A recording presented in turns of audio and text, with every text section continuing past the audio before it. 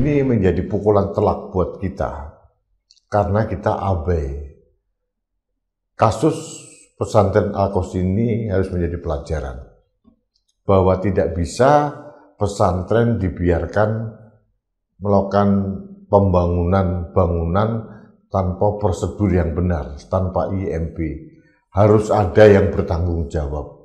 Kita tidak boleh menyalahkan hanya sekedar itu takdir. Tapi menurut saya ini murni kelalaian manusia. Siapa yang bertanggung jawab? Tentu saja pemilik atau pengasuh dari pondok pesantren itu. Mengapa membangun bangunan sebesar itu tanpa ada kajian teknis dari para ahlinya, tanpa IMB, bahkan konon melibatkan para santri yang tidak mempunyai pengetahuan konstruksi untuk melakukan pembangunan? Ini kelalaian yang fatal.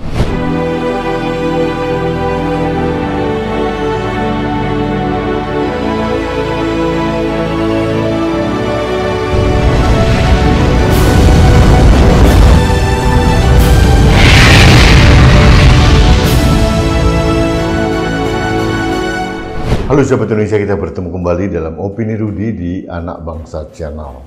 Sobat Indonesia, tanggal 29 September 2025, tepatnya hari Senin, jam 15.00, terjadi tragedi yang sangat mengenaskan. Ambruknya bangunan pesantren Al-Qaus ini di Sidoarjo, Jawa Timur. Pada saat para santri sedang sholat asar, bangunan yang sedianya 4 lantai yang sudah dibangun 3 lantai, lantai keempat sedang dalam proses pengecoran, itu tiba-tiba ambruk menimpa para santri. Total santri yang terjadi waktu itu yang ada adalah 169 orang. Kemudian data terakhir tanggal 7 Oktober 2025, menurut laporan dari Basarnas, yang meninggal adalah 66 orang santri meninggal dunia, 7 diantaranya dalam bentuk body part atau bagian-bagian tubuh, 104 selamat. Mungkin masih ada beberapa yang belum ditemukan. Jadi ini tragedi yang luar biasa. Atas nama pribadi dan atas nama keluarga besar Anak Bangsa Channel, saya mengucapkan bela sungkawa yang sedalam-dalamnya kepada para santri dan keluarganya dan seluruh keluarga besar pondok pesantren Al-Qaus ini atas musibah itu. Ini suatu takdir sehingga mereka harus meninggal dengan cara yang sangat tragis. Namun, kalau kita bicara takdir, seharusnya tidak berhenti pada takdir. Apakah takdir itu memang begitu saja terjadi atau karena ada unsur kelalaian? Kalau ada unsur kelalaian, kayaknya bukan takdir. Ada unsur kelalaian manusia. Nah, kalau kita baca berita yang ada, pesantren Al-Qaus ini pesantren yang tidak mempunyai izin mendirikan bangunan atau IMB. Bahkan ada isu pengecorannya pun dilakukan oleh para santri sendiri. Saya tidak tahu siapa penanggung jawab atau kontraktor dari pesantren ini, atau untuk menghemat biaya akhirnya pengecorannya dilakukan oleh para santri. Tapi kan para santri tidak mempunyai pengetahuan tentang bangunan atau tentang teknik sipil gitu. Ini yang perlu ditelaah kembali. Lepas daripada kita berduka dan kita ikut prihatin dan bela sungkawa, kita juga harus berani mengucapkan sesuatu yang berdasarkan realita bahwa ternyata bangunan pesantren tersebut tidak mempunyai izin mendirikan bangunan atau IMB, dan tata kelola pembangunannya pun tidak layak untuk bangunan tingkat 4. Kalau bangunan tingkat 4 kan harusnya ada fondasi yang sangat kuat. Nah, ini kelihatannya kesimpulan sementara adalah konstruksi bangunan itu tidak layak untuk bangunan 3 atau sampai 4 lantai. Bahkan di lantai keempat kan sedang dalam pengerjaan. Lantai 2, lantai 3, lantai 4 belum ditempati, lantai 1 digunakan untuk santri pria sholat dan ternyata terjadi tragedi itu. Ini menjadi pukulan telak buat kita karena kita abai.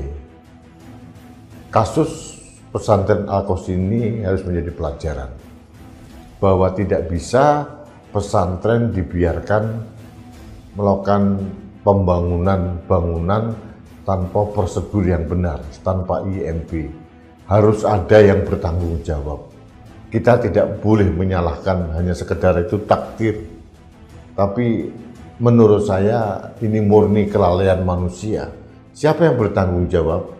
Tentu saja pemilik atau pengasuh dari pondok pesantren itu. Mengapa membangun bangunan sebesar itu tanpa ada kajian teknis dari para ahlinya, tanpa IMB, bahkan konon melibatkan para santri yang tidak mempunyai pengetahuan konstruksi untuk melakukan pembangunan. Ini kelalaian yang fatal. Harus ada penindakan, harus ada proses hukum. 66 nyawa itu jangan dibiarkan sia-sia lalu dimaafkan begitu saja karena ini pesantren. Harus ada yang bertanggung jawab. Pihak aparat keamanan tidak boleh sungkan. Harus ada efek jerah kepada pondok pesantren yang lain untuk melakukan hal yang sama. Sahabat Indonesia, kalau kita melihat data terbaru per tanggal 7 Oktober 2025, jumlah pondok pesantren di Indonesia itu mencapai 42.391 unit.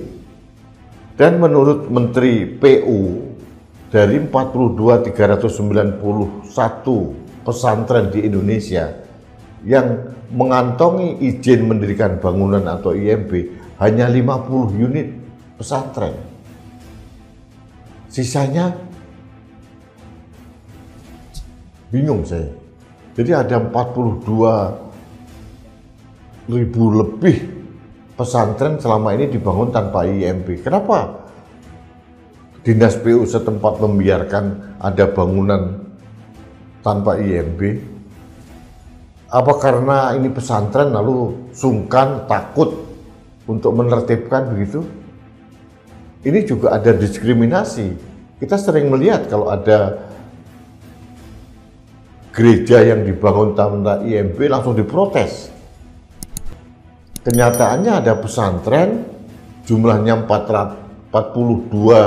391 unit pesantren di Indonesia yang mempunyai IMB hanya 50.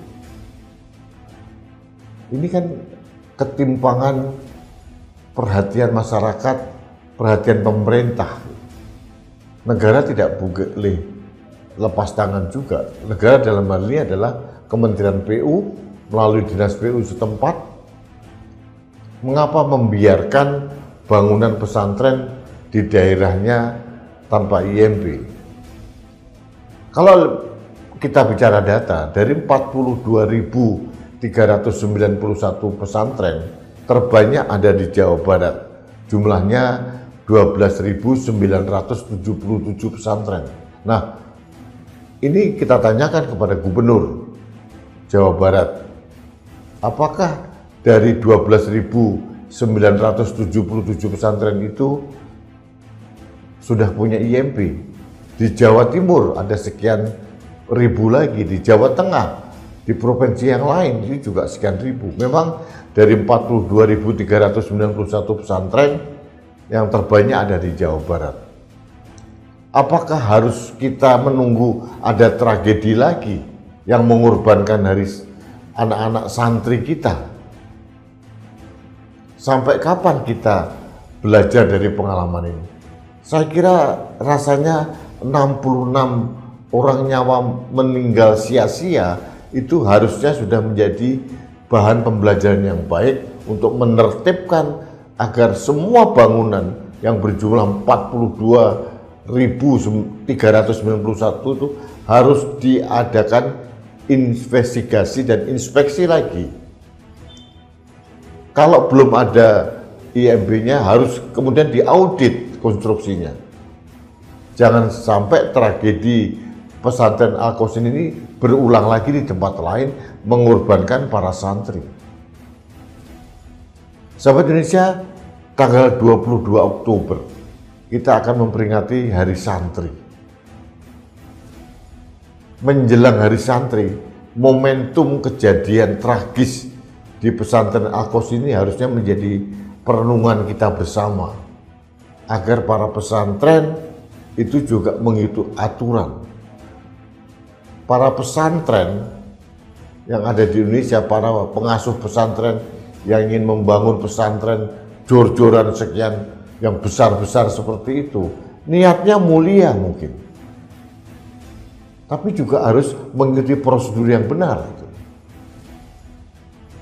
Seperti kasus pesantren Al-Qasim ini di Sidoarjo, ambruk menimpa sekian ratus santri, 66 orang santri meninggal.